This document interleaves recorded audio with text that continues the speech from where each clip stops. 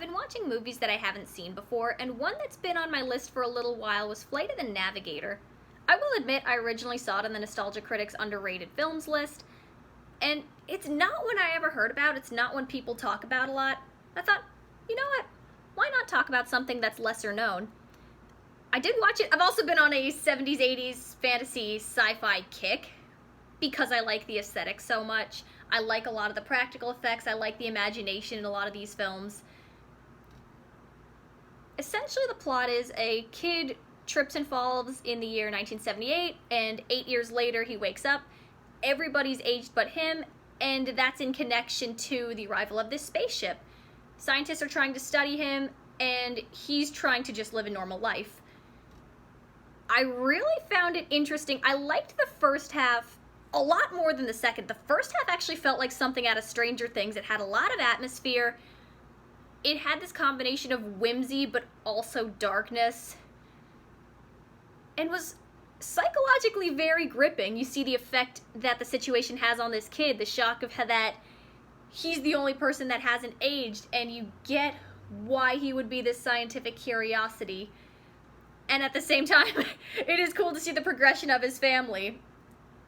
How he wasn't always so great to his younger brother, and then his younger brother becomes his older brother. That's kind of a funny idea. That first half is almost this typical coming-of-age story, but then, again, very much like Stranger Things, goes into this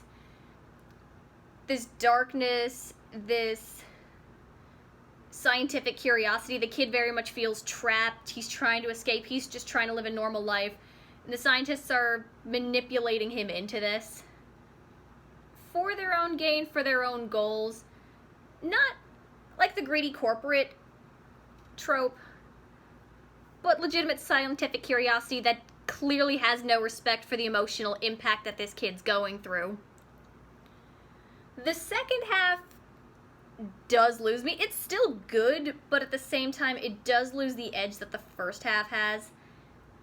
When the kid gets into the spaceship, the spaceship itself has a legitimately interesting design. It's beautiful, it's reflective, it has all these mirrored surfaces.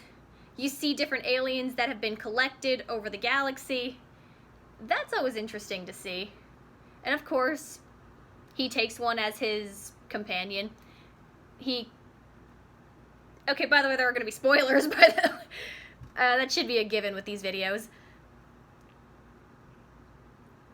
But his personality, the part it starts to lose me is when the spaceship takes on the kid's personality. The spaceship, by the way, played by Paul Reubens, aka Pee Wee Herman, and there are times you can hear it.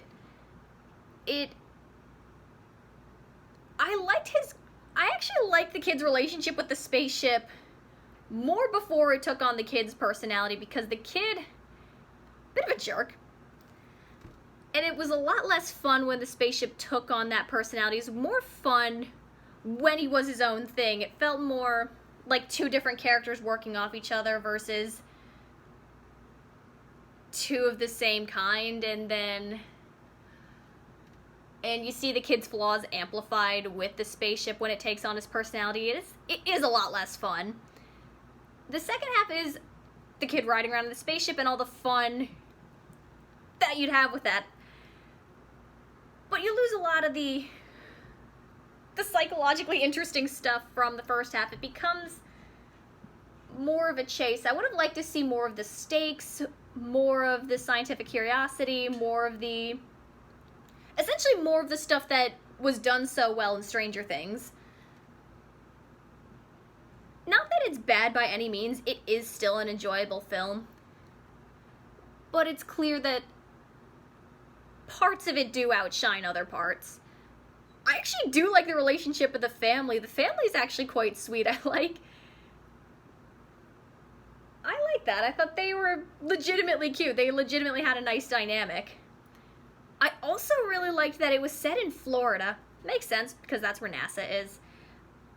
Usually stories like this tend to take place in New York or California. Yeah, generally one of those two areas. So something that was set in Florida was a really nice change of pace. And also, You don't usually see Florida portrayed as anything other than reality show-esque weirdness, aka a Florida man headlines. Yeah. Florida's a weird place, but at the same time, so this was a really cool change up that you see something sci-fi set in that area. Overall, though, it is fun. If you like 70s, 80s fantasy, I think this came out in the 80s. Flight of the Navigator. 1986, yes. Yeah, if you like sci-fi films from that era, if you like stuff like that, I definitely recommend it. I personally like the design of the spaceship. I like the effects.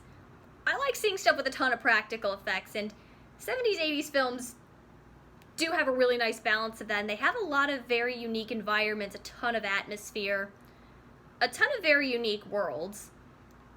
So that's all stuff I really, really like, I really get into.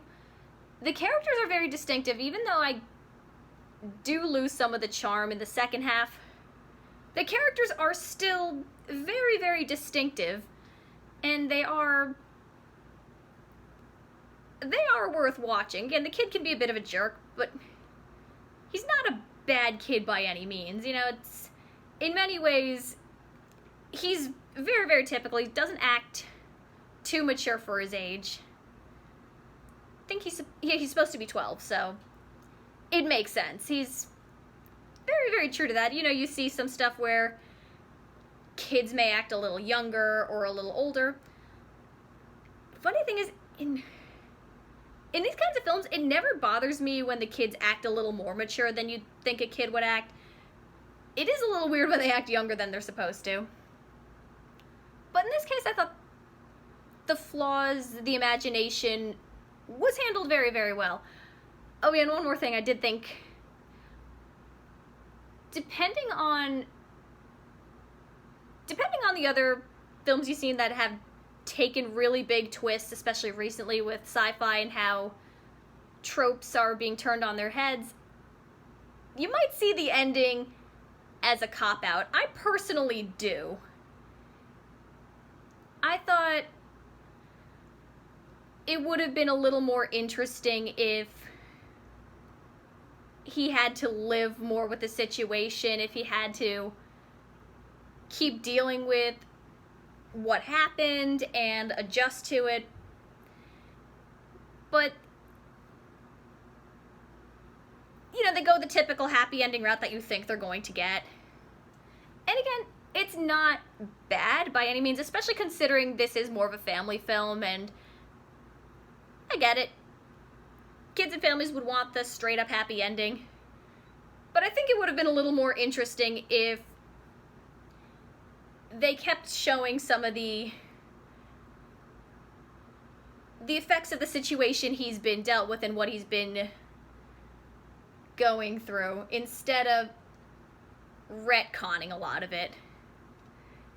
Again, overall though, still a fun film. There's a lot of good in it. I definitely recommend it at least once. And I can even see myself watching it again maybe in a couple years, just because of the atmosphere and because of the designs. I really like the spaceship, and because of the psychologically gripping nature of that first half. Yeah, fun film. I'd be curious to people who grew up with it. Again, I also didn't grow up with this film. I only watched it for the first time within the last few weeks. I'd be curious as to what people who grew up with this film think, people who know about the film, or who haven't, or have never seen it before. I'd be curious as to what people who grew up with it think versus someone who's only watching it now. But it is a fun film, has a lot of the tropes I like. Those are my thoughts. Hope you guys enjoyed it as much as I did.